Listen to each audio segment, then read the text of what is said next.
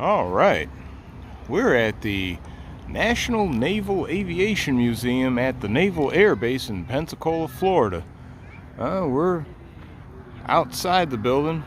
Got us a F-14 as seen in the pictures, and the F-18 Hornet for the Blue Angels. About to go inside, so get another look at some more airplanes inside. So as usual, stand by. What we got above us is a replica of the A1 Triad. Obviously, as it states here, the original was damaged beyond repair, but it's a two-seater, and it's a float plane. It's sitting right above us. Let me get to a better angle here where I can catch it. As you can see, they got it set up here where it'll spin around. What we got here is the couple of models of two aircraft carriers. One's the USS Langley and one's the USS George H.W. Bush. Langley was the Navy's first aircraft carrier, made from another ship, in fact, nicknamed the Covered Wagon. Kind of funny. And obviously, to scale, the Bush is a way larger ship. More modern, obviously.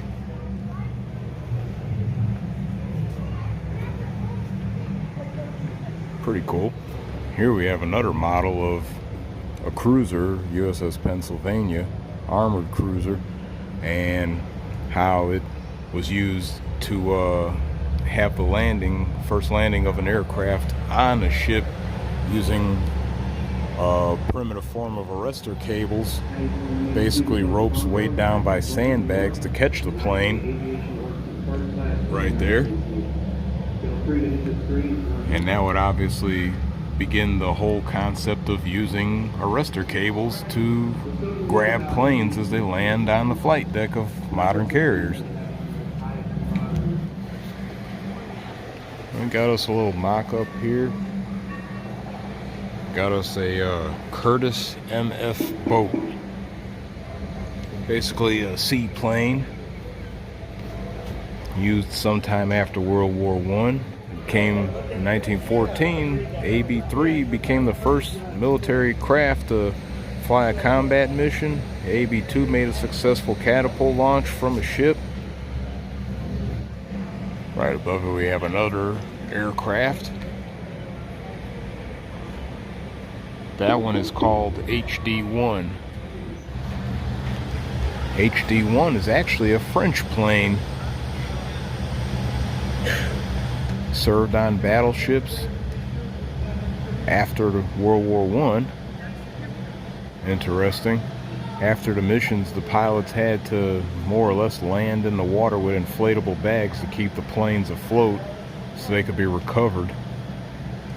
And then eventually that's where it led to building the Langley so they could be able to land the planes under normal circumstances. Come around to the other side of this life-size model here. Got a cool old ambulance right here. Got a couple more planes here. Walk around and catch the placards. Even got a German plane right here. Newport 28. Actually had a cylinder control. They could shut off cylinders to help slow the plane down or speed it up. Okay, this plane right here, Fokker D7. The famed Red Baron flight tested a D7 prototype. Because of the performance of these planes after World War I, they had to surrender these planes, the ones that remained after the Versailles Treaty. They weren't allowed to have any more of these planes after that.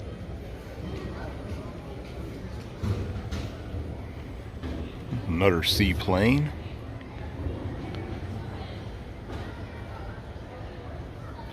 The Tommy S4C. Has a rotary engine in it. Topped off around 97 miles per. Here's an interesting airplane. Navy Curtiss flying boat. Thing's big.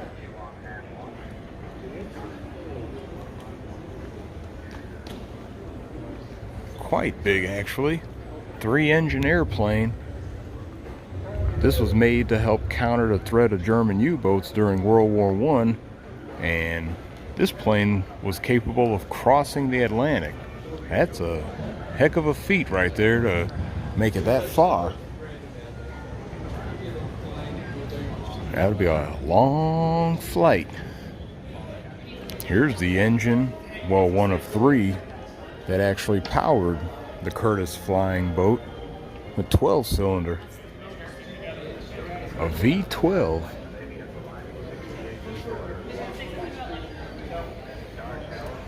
Ran around 1600 RPM, but it actually only put out 375 horsepower, which by even today's standards car-wise was pretty anemic, but it got the job done.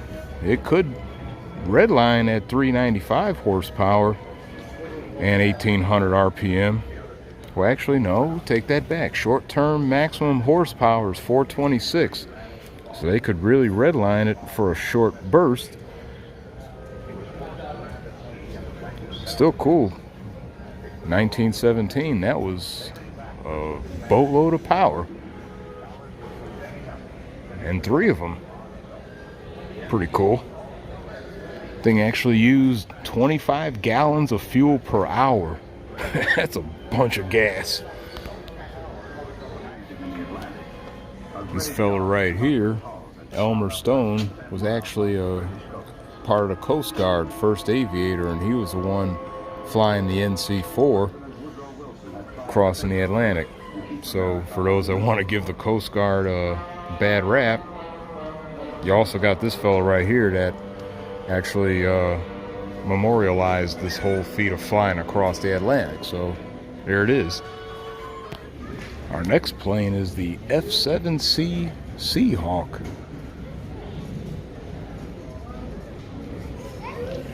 This plane had an air-cooled engine, which simplified things a little bit. One less thing to worry about when you're trying to fight a battle. Air-cooled engine is a lot simpler to deal with. Have us another plane right here, the JN, nicknamed Jenny. Wood frame biplane, 2-seater, has a 150 horsepower engine in it.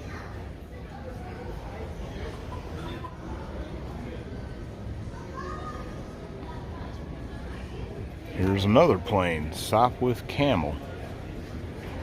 Bought after World War I. Some went on the battleship Texas, as a matter of fact. Supposed to be a good performing plane.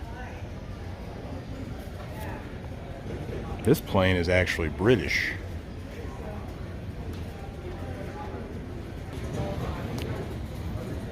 This plane is marked up as one of the ones from the Texas. Here's another one, Curtiss F6C-1 Hawk.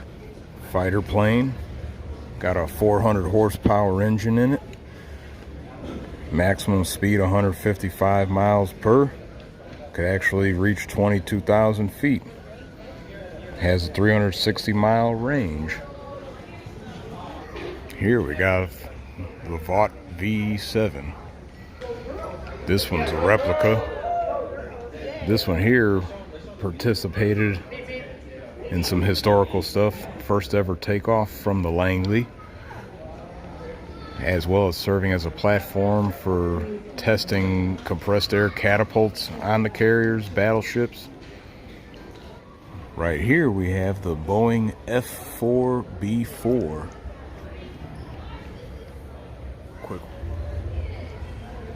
view of this plane right here.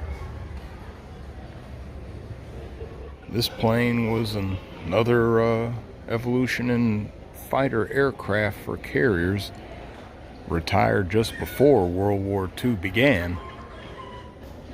And here's the engine for said plane. 600 horsepower, peak, 550 normal, 2250 RPM. We don't have a placard for this plane right here, but its paint scheme says USS Akron. So that would be fair enough to assume that's where this plane was housed at, or at least the original version of it. Have a model of the USS Pensacola cruiser, complete with catapults with seaplanes. Here's a larger model of the seaplane catapults. This plane right here is a F-3F. Apparently this plane was found underwater and restored. According to this placard right here, obviously a lot of stuff had to be replicated due to damage or decay. But yep, here it is. This plane right here, BFC-2 or F-11C, was supposed to go on the aircraft carrier Enterprise, but never made it there. But yeah, little bomber plane. This plane here is the GB-2. Rather weird looking airplane. Get a good look at it from that angle. 198 mile per hour speed. This plane here is the F4 F3 Wildcat. A little more iconic. During World War II, these planes were used on carriers. What we got here is a R98 985 Wasp Junior radial engine, 500 horsepower, initially rated at 300. This engine was used in the RR5 Ford tri-motor. This plane right here, tri-motor, 2 on the side, 1 in the nose. Can't go inside, but we can at least get a view of it to some degree. Can't really see it like that, but this is that plane. Interesting. Thin skin. This plane right here is the SB-2U Vindicator. Only known version of this plane to exist. Another carrier-based plane, fully restored for museum use. Bomber plane and secondary defense. Got a forward firing 50 cal and a flexible rear 50 cal. Tops off at 251 miles per. This plane is a pretty iconic plane. P-40 Tomahawk. Served in many theaters of World War II. Served in a few countries. Here's the engine for that plane. 1710 cubic inch, 1,000 horsepower. Here's a model of the carrier Shangri-La, smaller carrier.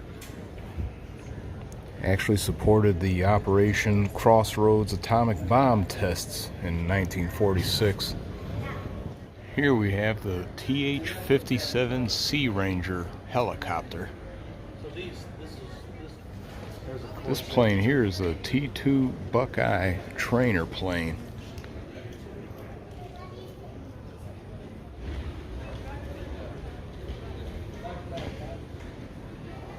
Here's a rather funny looking airplane, F-7U Cutlass.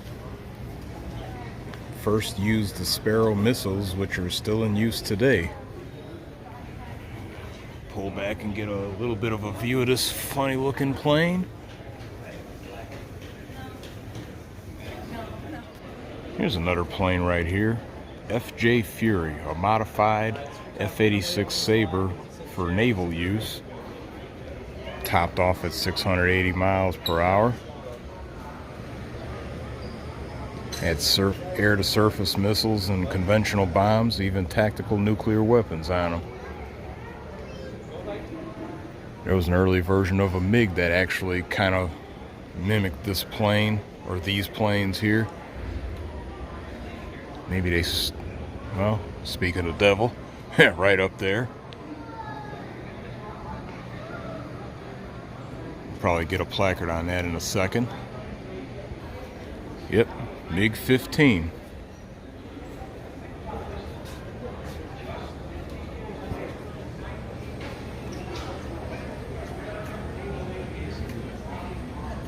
Copycats. Yeah, MiG-15 kind of looked just like that plane there. A few differences though. Still a cool plane though. This plane right here, the F-2H Banshee, used in the Korean War. This plane here is the F-3H2. Developed in part to help counter the Soviets' development of planes like that MiG-15 right there. Had issues with engine problems, underpowering and all that, so they replaced it with this Allison J71 gas turbine. Had a little more juice to it. This plane right here is the F-11F Tiger. First supersonic jet for the Navy. Along with the heart of that engine. The heart of that plane. Well, no, let's see. That one was used. This engine's used in the F-86. Okay.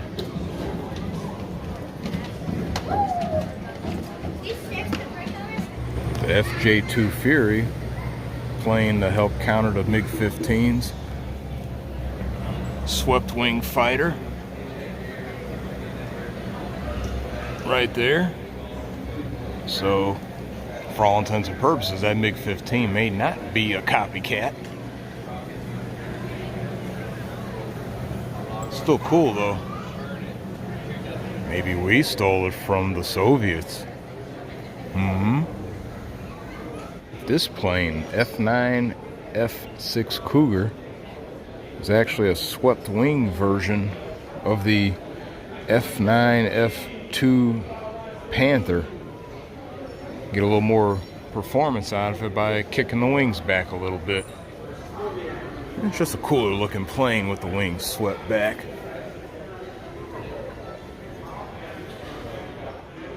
This plane, the TV-2, a trainer Shooting Star, trainer version of the P-80 Shooting Star. Another cool looking plane. This plane here, the FH-1 Phantom, in the very early days of jet aircraft technology. A little bit faster than our prop planes. This one was 487 miles per hour, 100 miles per faster than the F-6F Hellcat from World War II. This plane right here is the AM-1 Mauler, designed to be a jack of all trades: dive bombing, torpedo bombing, scouting.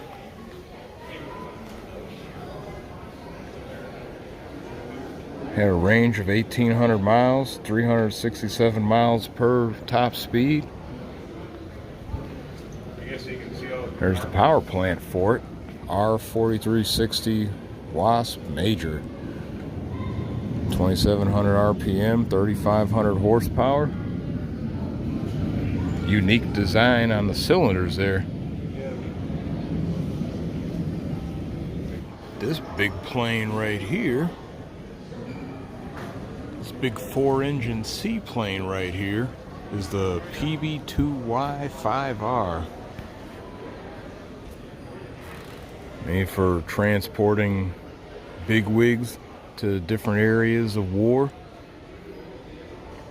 This plane took Forrest P. Sherman, Nimitz's deputy, from a flight from Guam to Japan as part of the surrender ceremonies.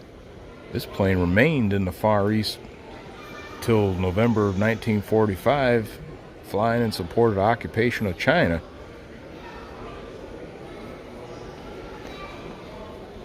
Howard Hughes purchased this plane after it was taken off the inventory in '46 to help in his training to fly the famous Spruce Goose. Big plane.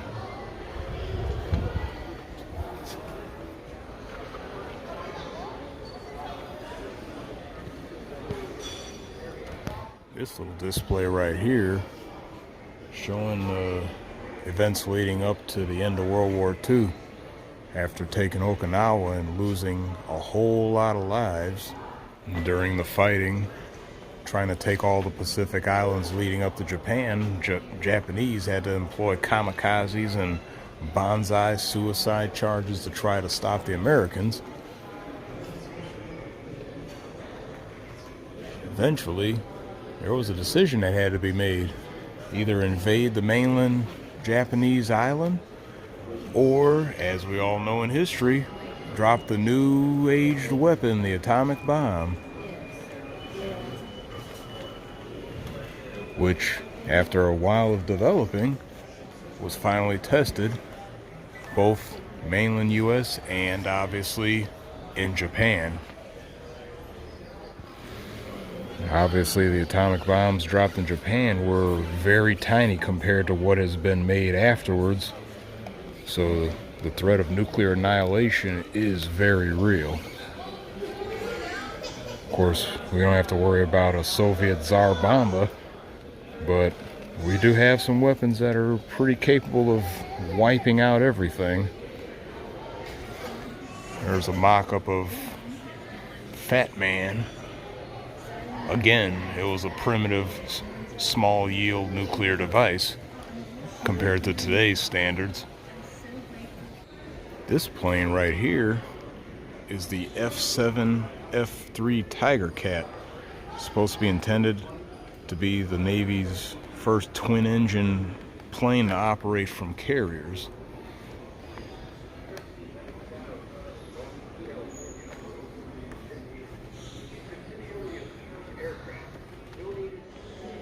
We have early helicopter, HO-5S1.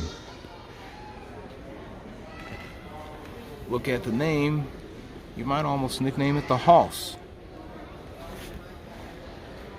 There's an earlier one there, I think that might be the HO-3 that was quoted on that placard. This plane here is the F-8F Bearcat.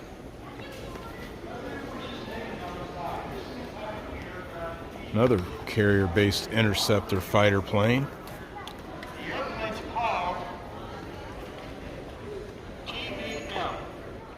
Here we have the Island Warrior, as the placard states, F6F3 Hellcat. Another carrier-based plane that more or less kicked ass in World War II. And right above it, we have the SB-2A Buccaneer. Right there.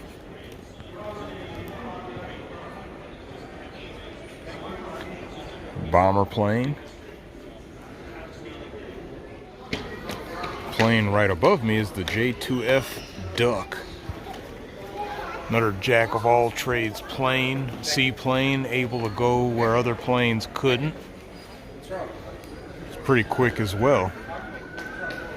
190 miles per quick.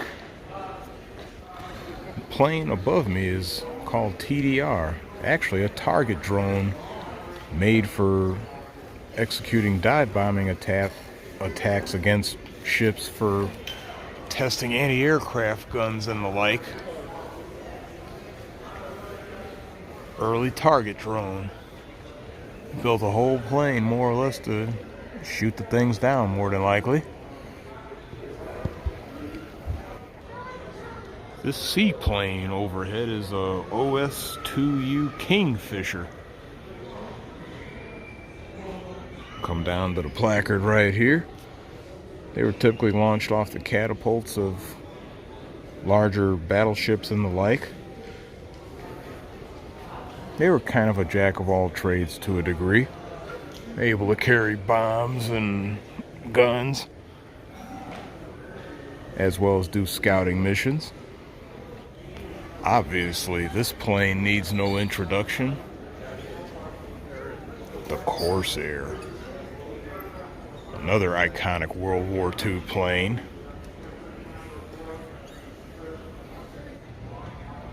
This plane up above is the N2T Tudor. Say that 3 times fast. N2T Tudor trainer plane. Even while in an aviation museum, we always got to take time to appreciate some old automotive stuff right here, as is the case with this 1940 Plymouth used by the U.S. Navy. Here's another plane that needs no real introduction. Catalina. One of my personal favorites.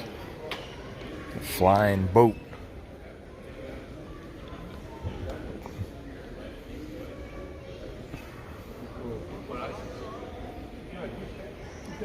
Got a cross section here of the plane right here, and then the whole plane up above right here.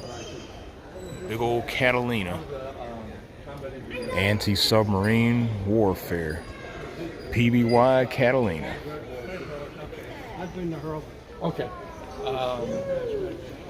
Yes, that's the one I retired out of. And yeah, when I got stationed, these guys worked and lived in these planes.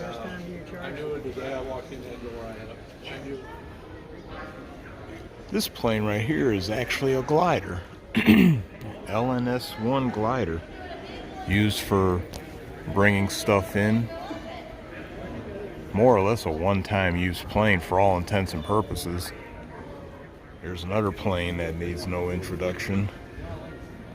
The Zero. Japanese Zero.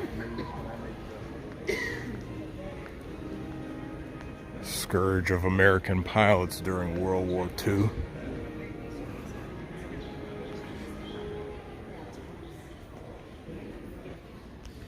Beech Aircraft T-34B trainer overhead. There's another plane that needs no introduction.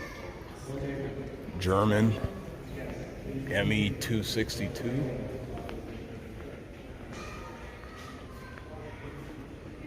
More or less one of the first jet fighter aircraft from World War II. World's first operational jet fighter. I actually like the plane, it looks pretty cool. This plane here, SNC Falcon. Fighter exported to China and the Netherlands, East Indies. That plane right there, SNC Falcon. There's another little trainer plane, NR-1 Recruit. Overhead right there. Called the Maytag Messerschmitt. Engine sounded like a washing machine. That's funny. Here's another plane that needs no introduction. The B-25 Mitchell. Light bomber. Made famous during the Doolittle raid when a whole bunch of them took off from the Hornet and bombed Japan just to show them that, yeah, they ain't as isolated as they thought they were.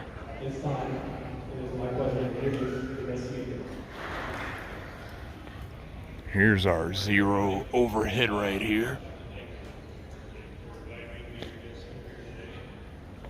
Mitsubishi A6M Zero. We have the F4F Wildcat, another carrier-based fighter. Get a good little look at it. This plane here, the SBD Dauntless Dive Bomber. This plane overhead, SNV Valiant.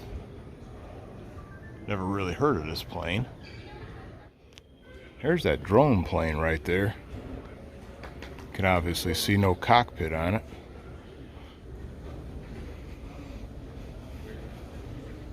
There's that Kingfisher plane. Yeah, that's another old car right here. 41 Ford. Two-door sedan. Kind of similar to that 46 Ford we got that we have to work on next.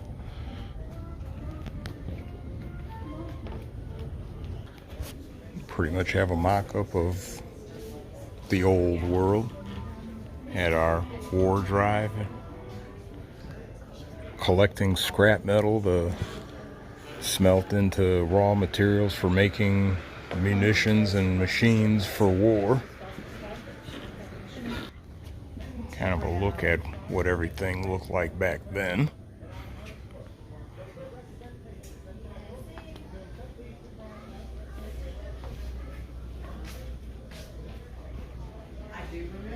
Restaurant, drugstore, and barber shop.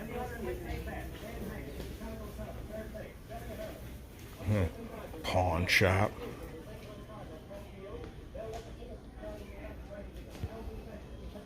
Regular little house. Take a quick walk in the regular little house.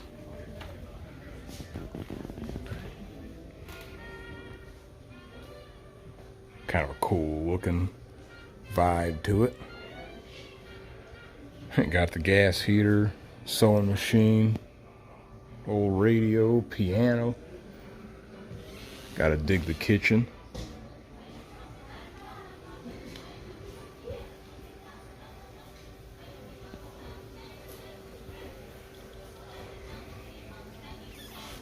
Our little general store right here. Slash gas station. Old gas pump.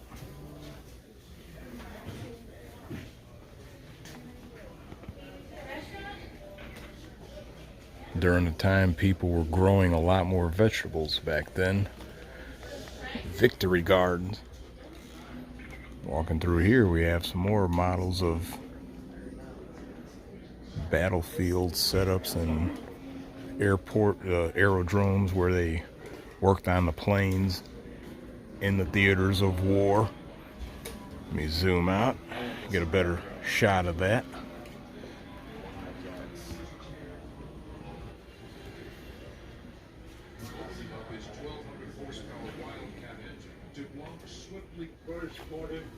An old Dodge truck.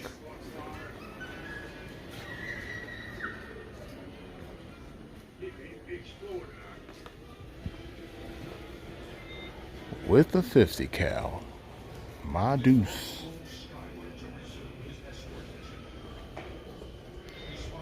A Dodge with a 50 cal on it. Nice combination.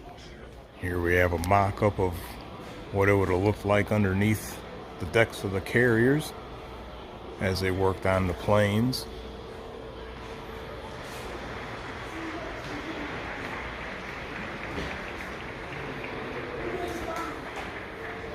F6, F5 Hellcat.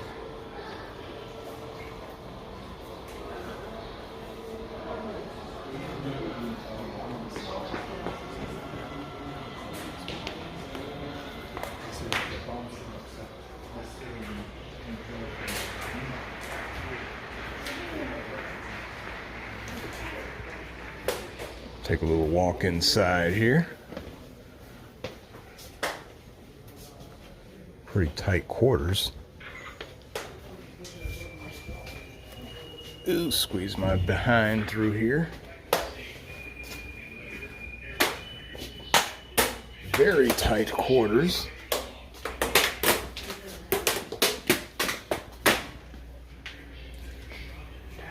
A little bathroom. Have our little commissary area. Ship stores and G-Dunk, whatever that means.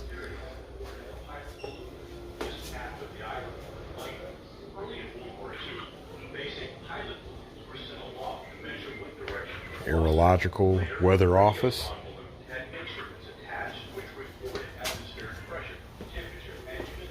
Parachute loft. That was important. The ready room where all the pilots marshaled up to be briefed on their missions. Photo lab after recon guys come back. We have our pharmacy / sick bay.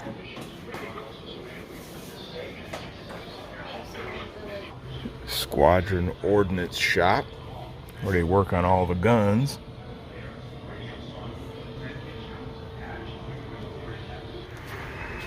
Hangar bay control station. Back outside on the second floor, getting a better look of the different planes, such as that giant 4-engine seaplane.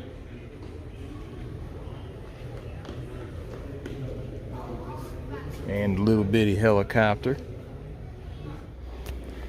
Little setup showing a ordeal with 3 guys that were cast adrift after they had to ditch their plane. They were pretty much adrift at sea for 34 days and more or less paddled 1,200 miles using shoes as hand oars. They paddled their raft ashore. They used their clothing as sponges to catch rainwater. Survived on whatever food, like a random coconut that floated near them.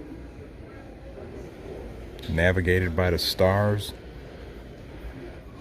Have a model of the USS Enterprise aircraft carrier.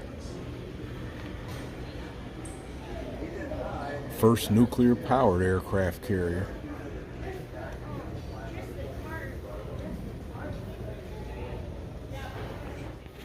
Here's the original Enterprise. The original Enterprise aircraft carrier.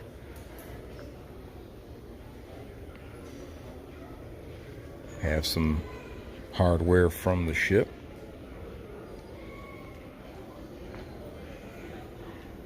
Engine telegraph.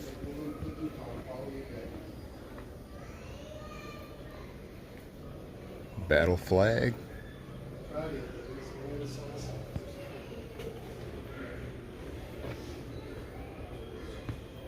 Throttle wheel.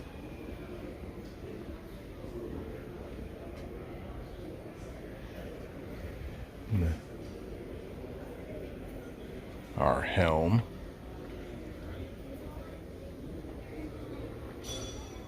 Here we have mock-ups of the optical landing system, mirror system, and the Fresnel lens right here. Then we have our catapult right here for launching the plane. On the modern carrier, they have a rainbow wardrobe. Purple shirts are for fueling. White shirts are landing signal officers, safety observers, medical personnel, and the like. Red shirts are the ordnancemen. Green shirts work the catapults and arresting gear. Blue shirts are plane handlers, aircraft elevator operators, and the like. Brown shirts are plane captains. Yellow shirts are aircraft handling officers and more catapult gear officers. This here is a gondola or control car of World War II era airship K-47, built by Goodyear and restored. Got regular aircraft engines, R1300, 7-cylinder. One model was 800 horse, the other one was 700 horse. Airships could stay aloft for 38 hours, it says. Here's another gondola of another airship, the Snowbird actually broke the record for unrefueled flight across the Atlantic. It beat the Graf Zeppelin German airship on that record, so that's cool. Another interesting concept with airships was the aircraft carrier in the sky. Large airships that were made to actually handle small aircraft.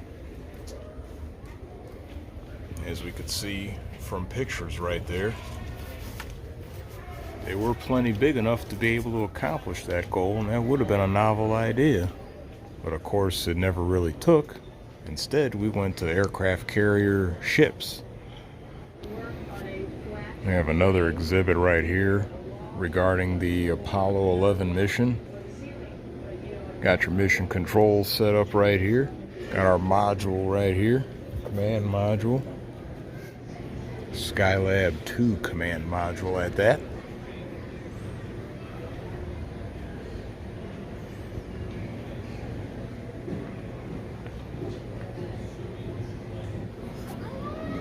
Got Project Mercury, Freedom 7 space capsule, sending a man into space.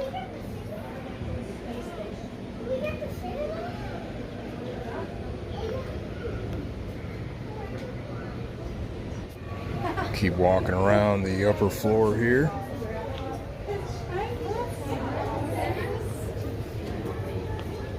Get a view of all the planes from up high.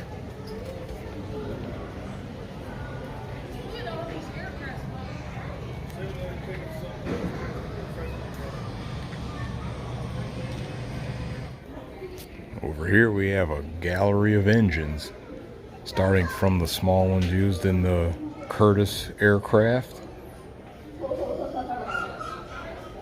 Little V8. Working our way up. Got our radial engines here.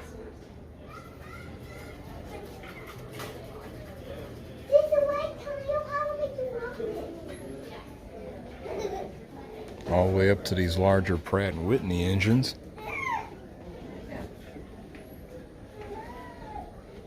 Then working our way up into turbojets.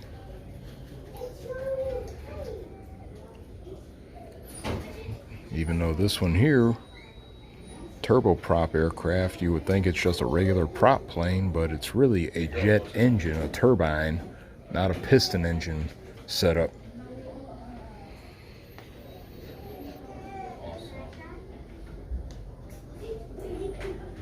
Now we have our regular jet engines. Well, this one was used in a helicopter, but still a turbine jet engine nonetheless. Inverted V engine right here. Unique setup.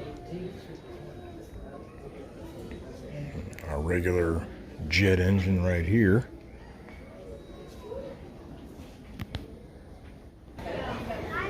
J42 turbojet.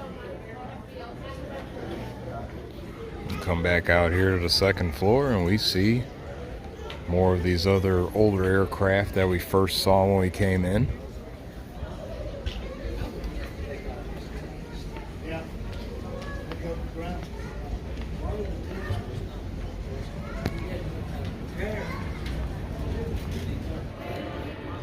We have some early Blue Angels aircraft up here. Boeing N2S Stearman.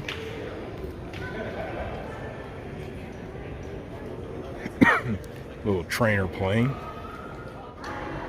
SNJ-5C Texan. Another trainer plane.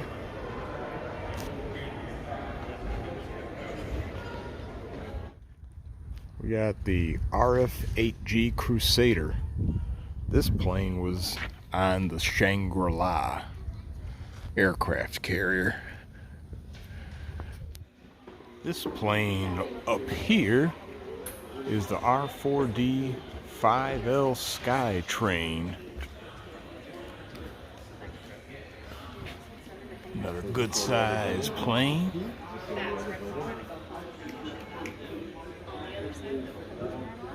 This plane has skis on the landing gear to allow it to take off from ice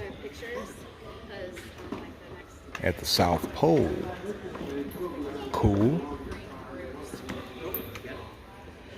This little aircraft right here, VH-3 Viking, oh not Viking, I'm sorry, VH-3 Sea King, a plane that is commonly seen picking up the president at the White House. Marine One. Take a quick look inside. Can't go all the way in here, but we can at least catch a quick glimpse of what it looks like inside. Does that look like Nixon in there? Yeah, there's Nixon up in there. This one here is a SH-60 Seahawk helicopter. Another carrier-based aircraft. As we could also see, it has the ability to do some offensive roles here, like shooting missiles.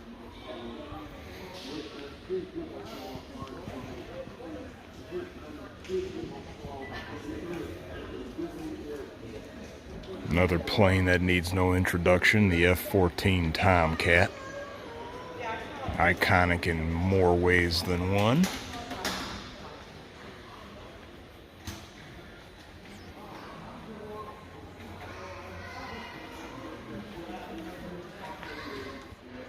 This plane here, the S-3 Viking.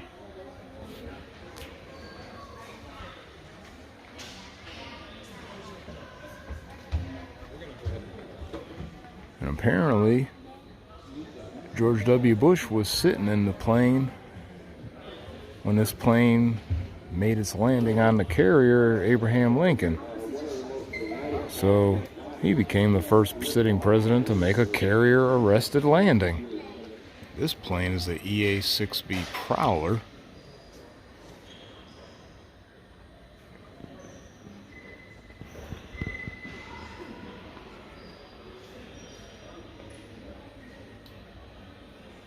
We have a E-2 Hawkeye, reconnaissance plane. Has a big radar dome on top.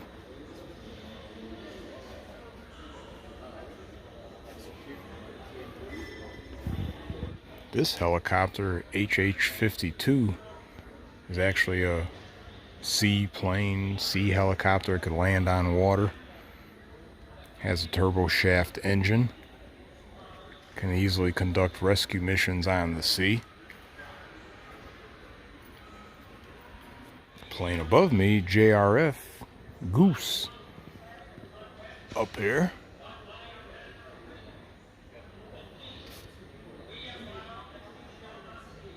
Used by the Coast Guard. This plane above me, SP-5B Marlin, last of the flying boats. Last used in Vietnam for all kinds of duties, anti-submarine, monitoring ship traffic, moving cargo, you name it. Huge plane.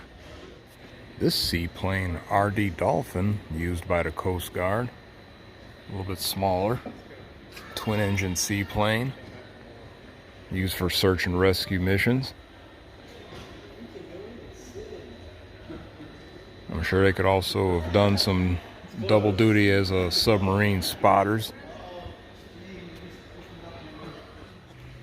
This plane right here, the A1H Sky Raider, one of the last of the prop planes to be used.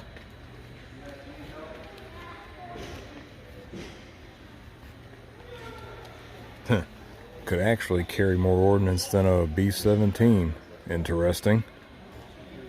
These planes served in Vietnam, which is kind of interesting, as this was a prop plane in a world of jet aircraft.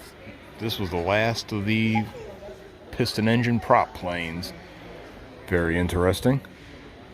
This engine, R3350 duplex cyclone radial engine, super high powered engine, 2200 horsepower. Depending on the model, it could have been over 3700 horsepower. They were actually used in the B-29, which obviously made its fame in dropping the atomic bombs. And this same engine was used in the Sky Raider, hence its ability to actually heft more weight than a B-17. This helicopter here is the SH-2F Sea Sprite. Obviously, helicopters played their role in a lot of search and rescue and anti-submarine warfare and reconnaissance.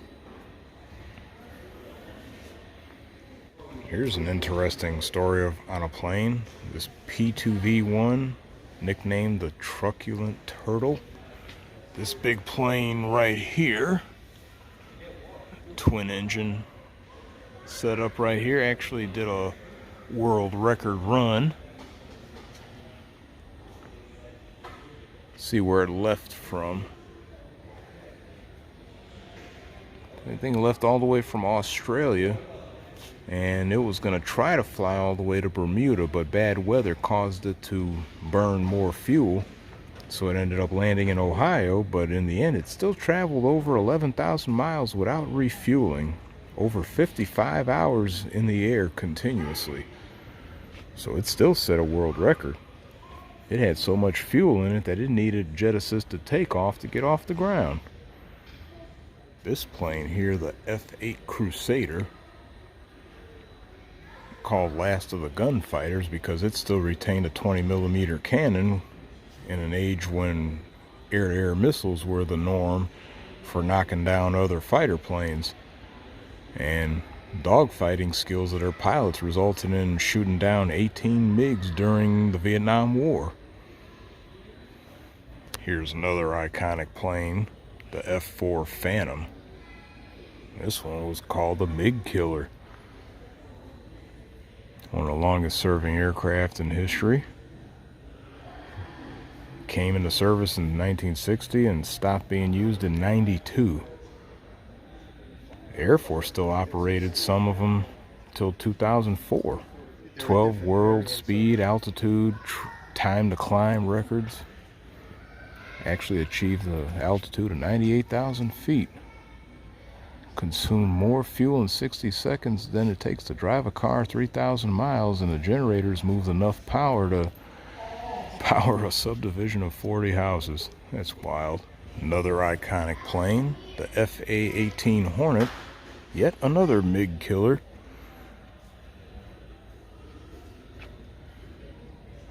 Taking down some kills during the Gulf War, as we could see right there.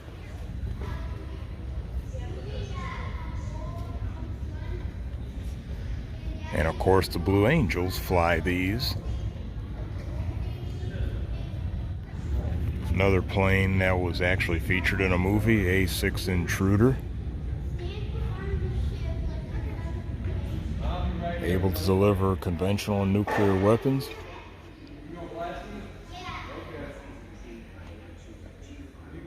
Actually pretty quick, 647 miles per hour. Almost Mach 1.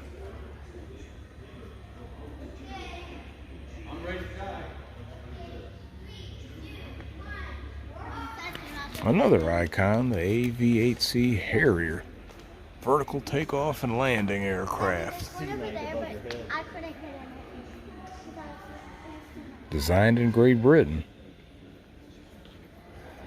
Well, this one here is a vertical short takeoff and landing. Here's the turbofan engines that were used in the Harriers. Turbine jet engines. 23,000 pounds of thrust.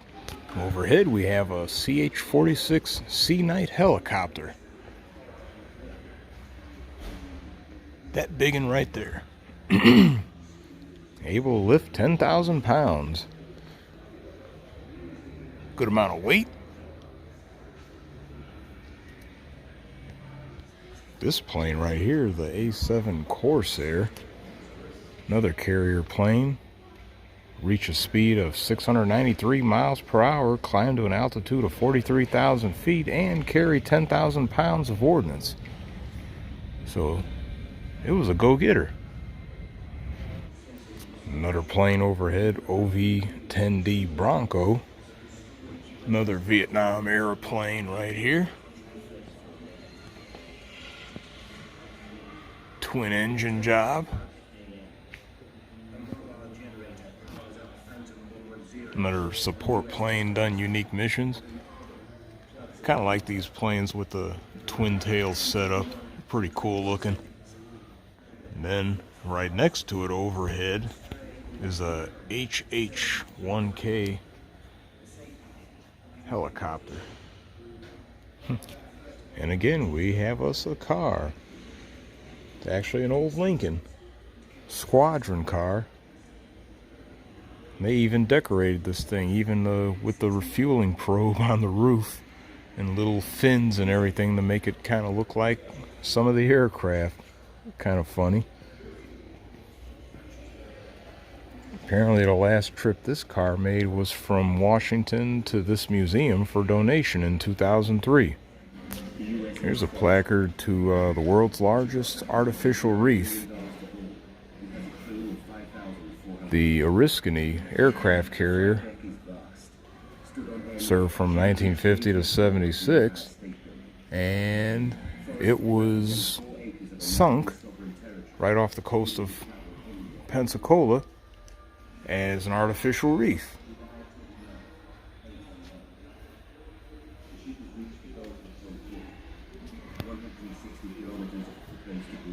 This little plane up here is a Cessna 01 Bird Dog. I guess the name would help explain what its duties were. Then we have a AH-1W Super Cobra helicopter gunship.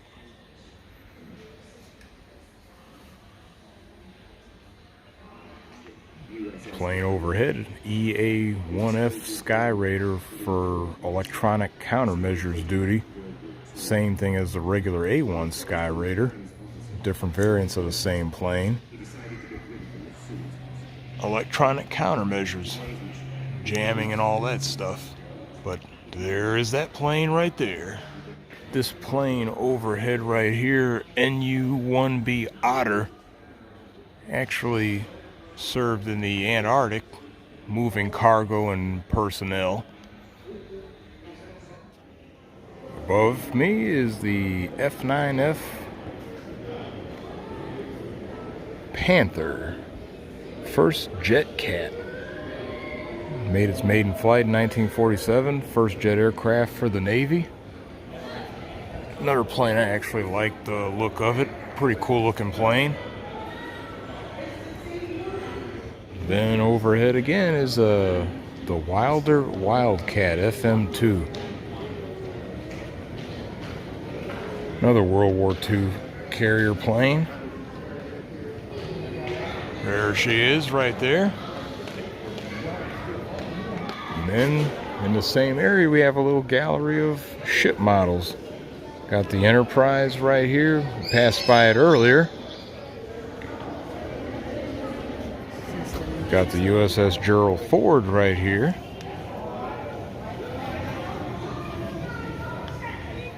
USS Langley, not the original one. Small light carrier. Callan Bay. Escort carrier.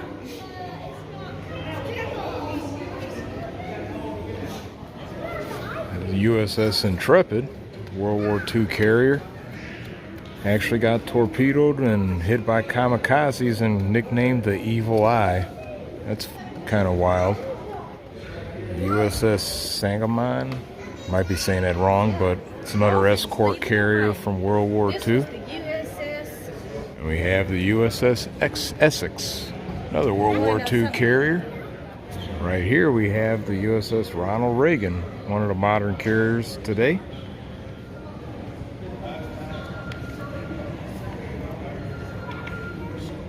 This one's actually home ported in Yokozuka, Japan. Huh. We have right here the USS Hornet, which was made famous by the Doolittle raid, but unfortunately it had to be scuttled after sustaining heavy damage in the Battle of Santa Cruz in 1942. But even then, it didn't go down without a fight, because it took 9 torpedoes and 400 rounds of gunfire to actually put the ship down. Well, no, it still refused to sink, and it took an additional 4 torpedoes, fire from a Japanese destroyer that came upon the Flaming Hulk, to send the thing to the bottom. So even after we couldn't scuttle it, it still took them time to put the ship down. That's wild. This one's the Lexington, originally supposed to be a battle cruiser but converted to an aircraft carrier before World War II. This is another one that had to be scuttled during the Battle of Coral Sea. This carrier, the USS Wasp, served in World War II, unfortunately was lost after being torpedoed by the Japanese submarine I-19. This one right here, USS Ranger, first of the carriers to be built from the keel up as an aircraft carrier. Yeah, that pretty much concludes our tour of the Naval Aviation Museum at the Naval Base in Pensacola. We're going to get on out of here and continue with our day. So as usual, hit that like button, subscribe, notifications, all that good stuff. Stay tuned for some more tourism. And later on, back to the homestead, garage, workshop, farm, circus. We will catch you later.